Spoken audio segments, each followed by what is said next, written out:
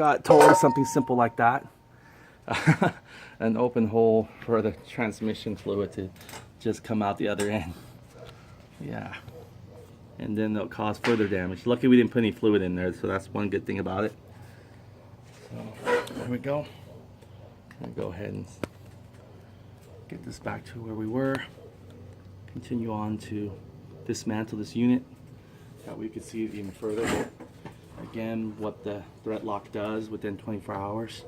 And then you can see me jolt this back in as well to show you how I unlock it. Okay, so this is already loosened. I believe this might be the one. No, I think they're all ready to go. Okay, so they're all ready to go.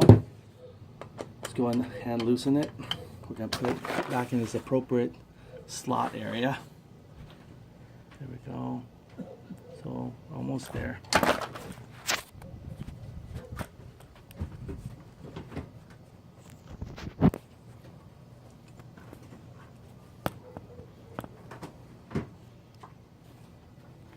Yep.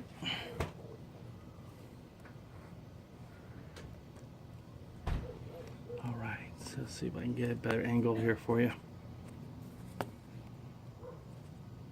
Okay. Go ahead and loosen it, put all its bolts. We're going now from right to left. Okay, right here the farthest to the right. 5 on top, 5 on bottom. Again, these had blue Loctite earlier, so it wasn't even hard to crack them. We'll have to reapply the blue Loctite again, of course, because it's been some time already, but that's okay. Actually, we didn't apply blue Loctite. I apologize. Again, this was actually just hold down our gasket, our CVT gasket, and we said we wouldn't do that because we need to check our belt, we need to check our sliders from time to time and need replacing. Those are common maintenance parts. It's like putting Loctite on your oil drain bolt. You'll definitely check it every 3 months or so, or it depends how often we use our scooter. So that's why it doesn't feel like it's breaking anything. But we'll start noticing the break point probably with the clutch nut as well as the variator nuts. We'll see. Now we're going from left to right on the lower bottom. Lift up here. There we go.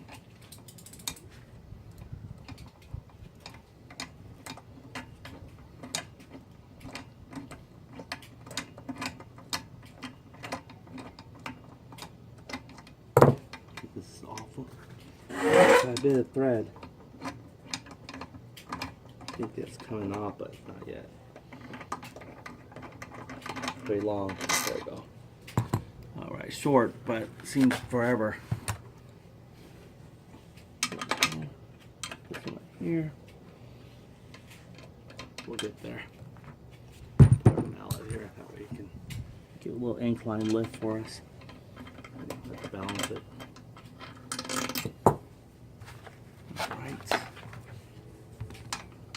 It's always good to catch it early. This one wasn't broken. That's probably the one. Yeah. There we go. Probably was broken, but maybe it just need a little bit more. Now that we have it in a different angle, it's probably the only bolt that's supporting all the weight. There we go. Very tight in this one. Oh.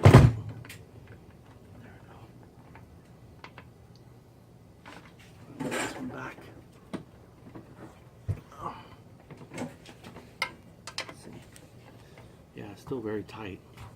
I can just drive it out.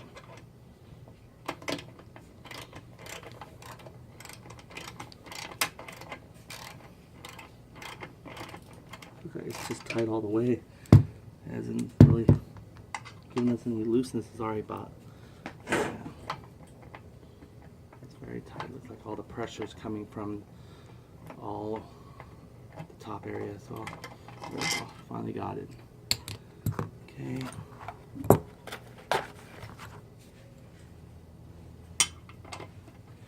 All right, 2 more. This one seems like the also tight. You can see here the kickstand is, once it's kind of pivoted, it seems like the gears are retracting back to its place. That's why you saw the kickstand all of a sudden just, if you notice that it just jerks up more now. Probably didn't notice it because my arm was in the way. It's getting there. Alright. There we go. Last but not least, the one right here. Alright, and then we'll put also our transmission. I think that'll be the least of our problem to break the bolts.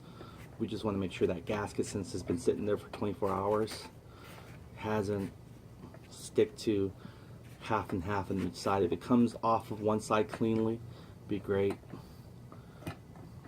Try not to break the gasket. It's a good gasket. It's a good transmission cover gasket. Alright, there we go. Now, as far as our kickstand,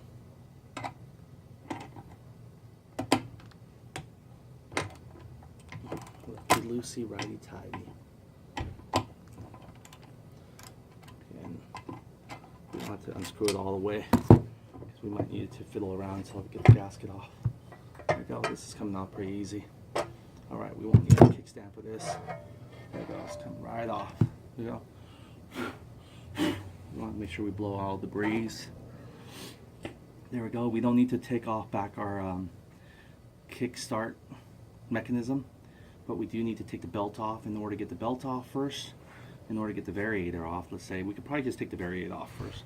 Actually, we might be able just to leave this one intact because the variator is the one that's actually behind, it's covering the transmission. So let's go ahead and take off the clutch. I apologize if I said variator. Alright, here we go. We're going to put our 17mm socket into our impact driver. And we're going to hopefully break that up. But the blue Loctite has only been sitting there for less than, I say about maybe the most 4 hours. So it hasn't been there that long. So it should be okay. We're going to set it to reverse. Here we go. It's going to spin. You can hold a little bit.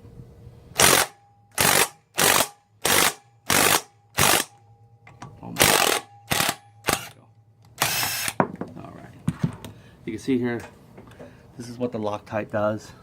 You see it's forming a cement already. There you go. See that? That's what the blue Loctite does. You can see that cement. It was blue, and there it goes. It just caused the vibration not to power out easily. It's actually not something that you can actually just blow away either. So we'll have to scrape it off so we can apply some new Loctite on there. See if I can go ahead and scrape some off right now. You can see. Let's see here.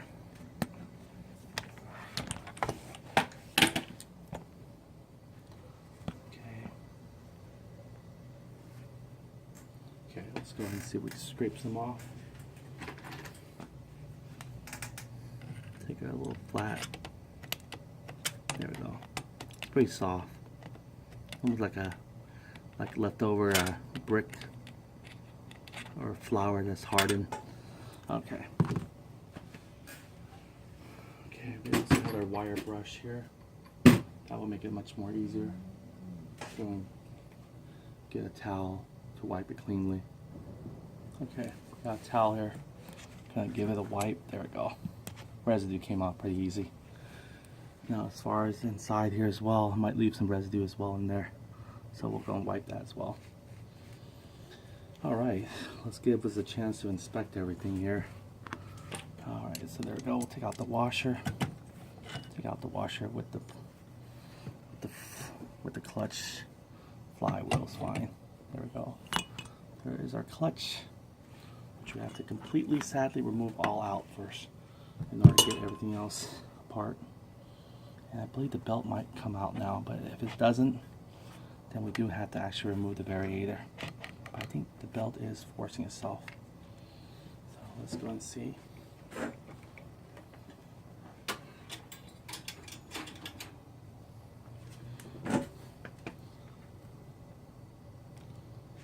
Go and see if I can put the light in a better angle. Really show where we're working. There we go. Much better angle. Okay. gonna go ahead and lift off. See if the belt will come, or maybe the belt is what's holding it. Yeah, the belt looks like it's really, it's holding it in because it's such a tight thread on it. Another way we can actually get the belt to go in more is I can go ahead and squeeze the clutch here, get the belt to go in, and when the belt does go in, I think we'll have enough, slack to pull it out, and then the belt, of course, will have to be coming out. But putting it back on might be another trick as well, so we might as well perhaps have to take both out, but let's see if we can do it this way. Again, this is not the 1000 RPM, so it's not that hard. I have to get a grip, so I'm just going to go ahead and drink some Red Bull here first. Okay. And then I'm going to go ahead and take out this other side.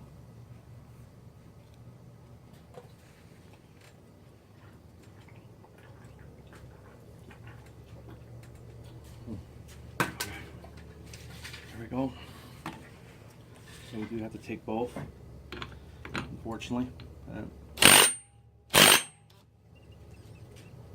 always get wary about holding it at the very end because of all the sharp edges.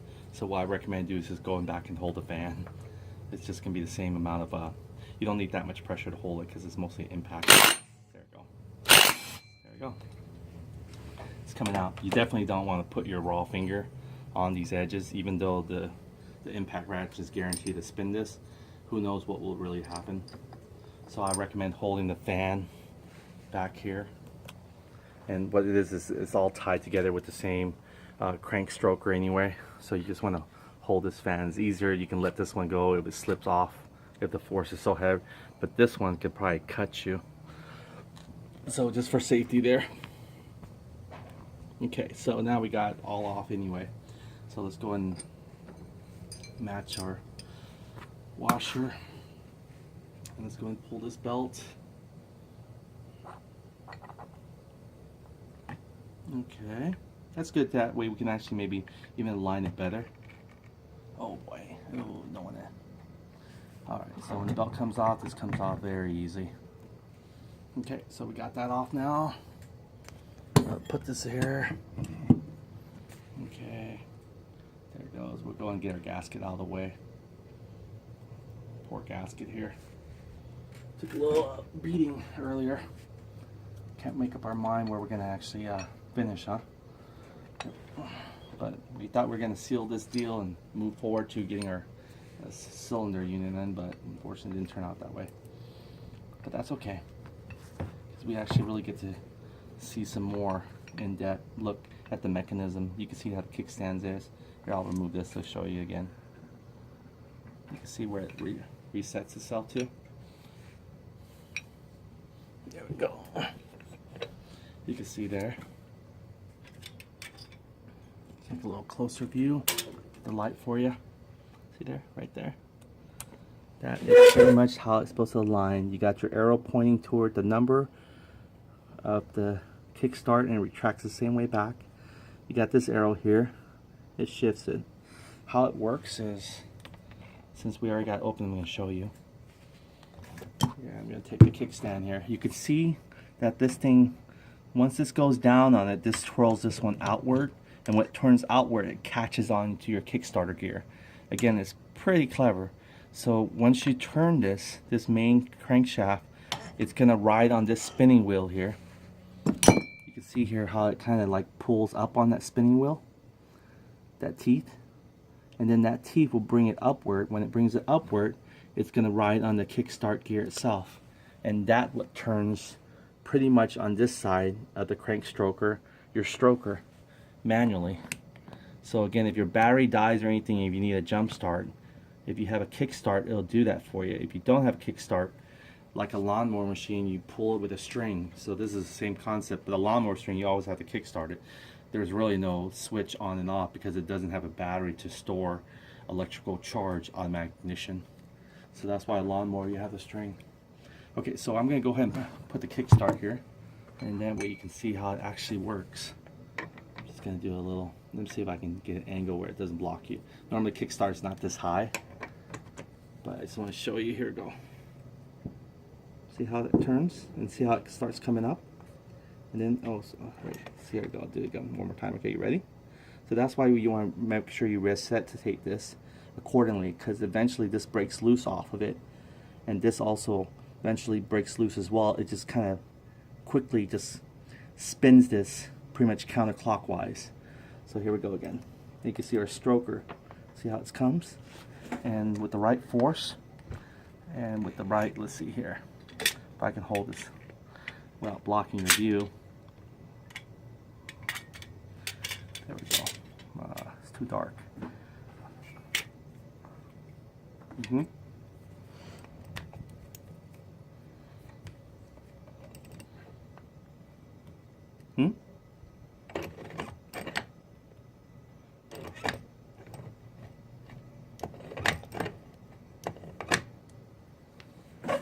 And that's how it works. Unfortunately, we have to reset it again because we pretty much moved out of position. You're not supposed to actually do that, but I want to show you by example what it would do. And you can see how it turns this one pretty much counterclockwise. So, all right, we got an idea now. All right, now we're gonna go back and pretty much take off our transmission cover and see what all this commotion's about. Okay, here we go. Transmission covered. Now again, this has blue Loctite, so let's see how strong it is now after 24 hours. And also let's see how the gasket's it's going to be kind to us or not. If it doesn't, what we're going to have to do is spray a new gasket on there and be done with it. And this time we're sure we got everything in place. So, okay, I'm going to go ahead and get a driver for this. I feel like just using a torque wrench, even though torque wrench is not made to, but since it's only 5 foot-pounds, it's not that heavy. But with the Loctite, it might be a little bit more. Oh, actually, it just came off. Okay, so I'll break them all loose. I think we did good by not putting so much. It was enough. Again, blue Loctite is well known for, you know, you can remove it still with your tool. So that's what we're good at. We got our hand tool. All right. This had gear oil, been even more trouble. So since it don't have gear oil, it's not too shabby. And then we're gonna go inspect also to see, you know, the thread of that bearing, that one last bearing here that's causing this to crack, which we know we did it, or I did it. You can see that it's a pretty good crack. Is it going in deeper? That's my question now. Huh. I don't think it is, but it looks like it. We'll see. But it's good to get fixed soon. We're gonna probably put some JB weld on it and it'll be okay. I have to pretty much sand the surface to get all the oxidation off, because JB weld does not mix well with anything with debris and stuff. So we want a clean surface, just like we were scraping the rubber to take care of our bike tire. It's pretty much the same concept. So there we go. All right. Cool.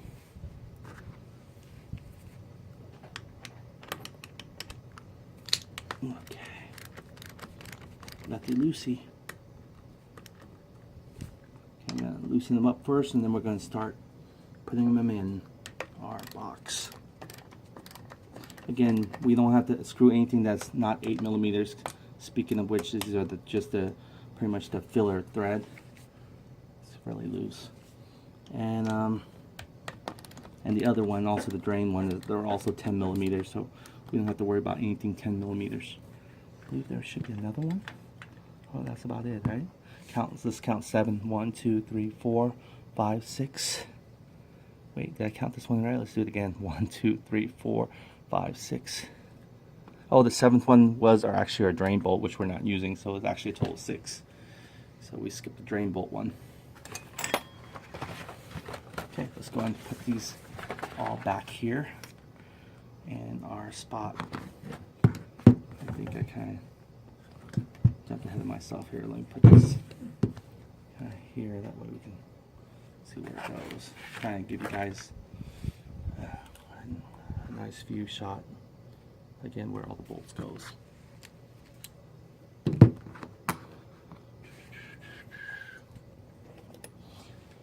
All right, let's just hope that the gasket's gonna be salvageable. Really do. I think that's one of the main concern right now. And then making sure the other thing is ready for us. There we go. Very tight still, but got it.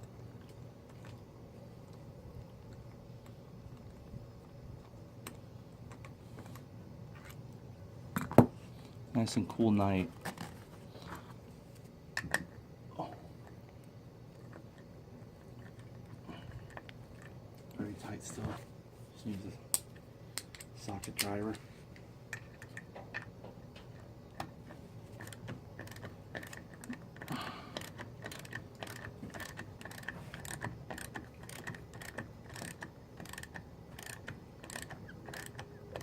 Put the oil everywhere. Okay, I think this is the only internal component we might have forgotten. Everything else should be external, we did forget. So that's one good thing. We don't have to worry about opening anything else more for gaskets. Okay. Alright, it's coming off.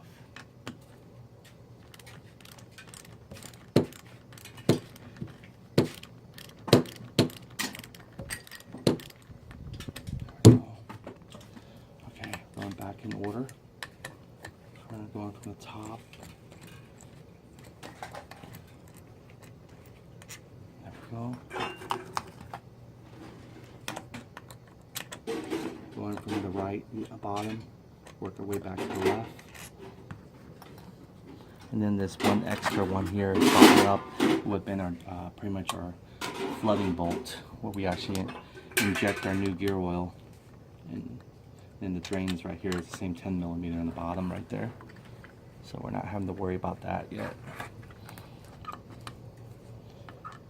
But we want to make sure we secure them before we actually fill up our drain. So when we run the scooter, it's going to need to have a break-in period.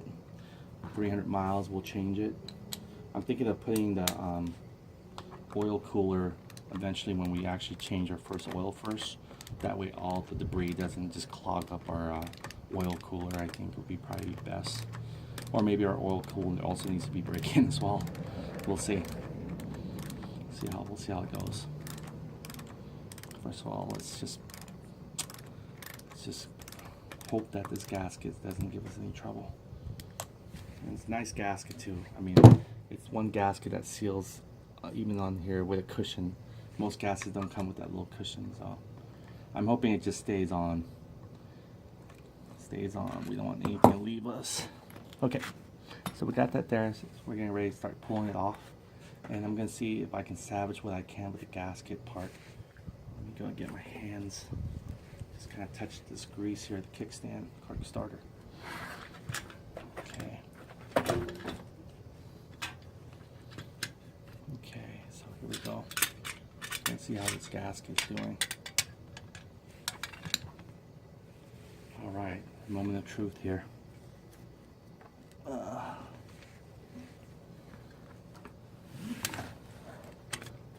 this out of the way. And go ahead and work it out a little bit. It's gonna be sticky, so it's not probably gonna let us easily just pull it off. So we're gonna have to try to get an angle that's leveraged. And then we also have, oh wow, it is sticky. It's sticky, but it feels like it is gonna come, but not come. There we go. See, I think I can probably clamshell it from here, but it'll be blocking your camera view. So let me try to clamshell it. There we go. So I can probably clamshell it from here. We're gonna take a little mallet.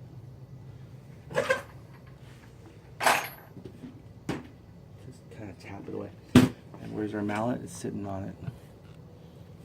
Okay. Okay. We might want to get something else to support underneath it. See if I can find something else for it to be underneath. The rag won't do. We need something with a cleaner surface. I think the kickstand might work just fine. Let's see.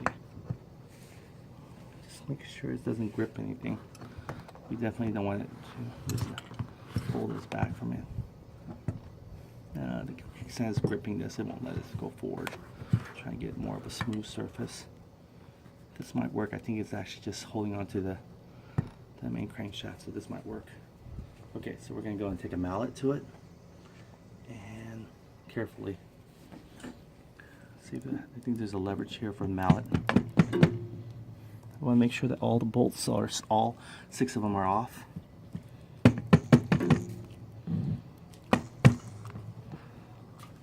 There, I'll just hold on to it.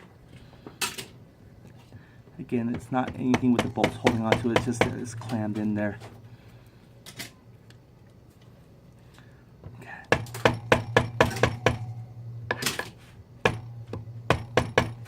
Wow, that is some pretty good stick. Okay.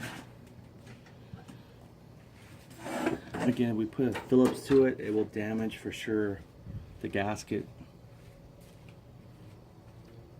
So what to do? See if I can get this angle maybe. Get my finger in there, kind of wedge it. If I wedge it, I end up maybe ripping this gasket. See, there's a gasket in between right there too. I was thinking of wedging this right here, plowing it. I have a finger that can plow, but again, I end up might tear the other one off. So let's see. We need to be able to, the best thing to do is try to put one finger here and put some pressure here, or maybe 2 finger, put some pressure, and then I'll put some pressure here as well. Sort of like clam it open. Let's see if that will work. Must be a technique here. Okay, so I feel like I got some leverage here. I'm gonna push evenly out. Yeah, unless I have some strong fingers, because all these combined here are pretty tight. Wow. That'd be sad if I actually forgot a bolt, but I don't think I have. So there is no excuse for it not to come out. Oh. Again, we're doing this so we can salvage the gasket, and by pulling it cleanly off of its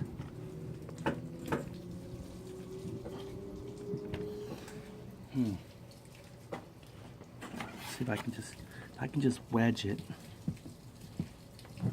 Keep on trying to maybe get this.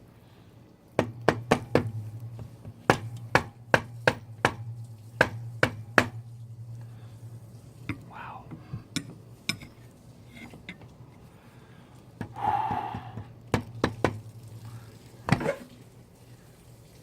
This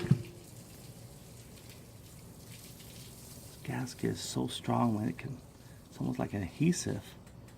If I reach in my tool, I just know I'm going to go and kill the gasket.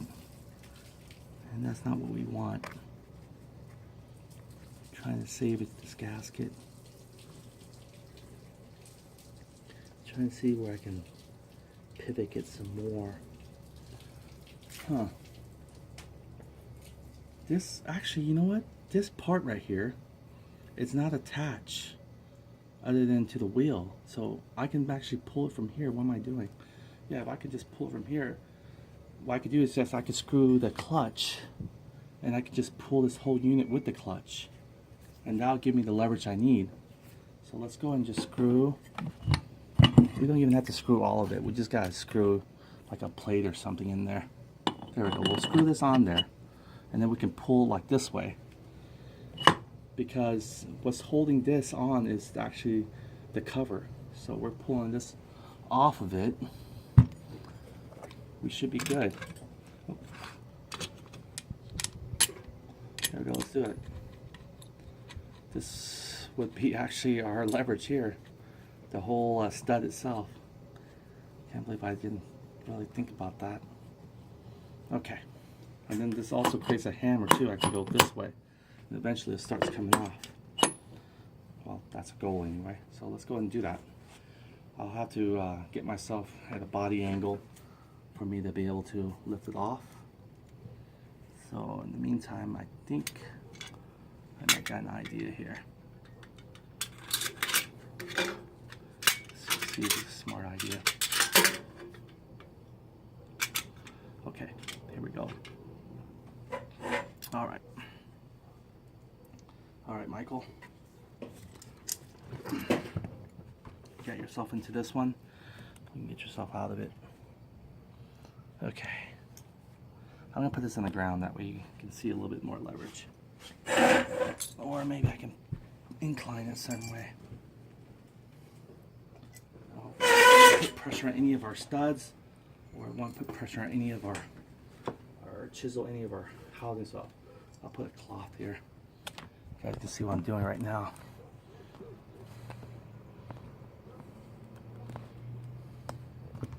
Okay, so you can see that angle.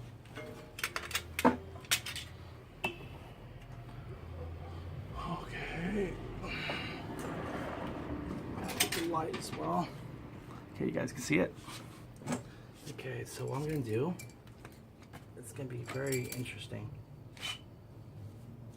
but I think this will work. Feel like it's some leverage. Can't believe all this for that one screw that we missed. Could all been avoided had we remembered to put it in there. All right, there we go. I feel straighten out my back. You guys got a good shot of it. See the light. Okay, so what I'm gonna do is I'm gonna full force here, and this creates a little sliding hammer, just like we did for the other one, right? 1, 2, 3. There we go. 1, 2, 3. Pow! Oh, tell me what didn't rip. Oh man, we got lucky. It all came off smooth. There it is. And there's that one that would never come off. And I believe that's the one right here that we're concerned about, if it actually cracked internally as well. But the JB weld, again, is the one that we're concerned about, if it cracked internally as well to the other side.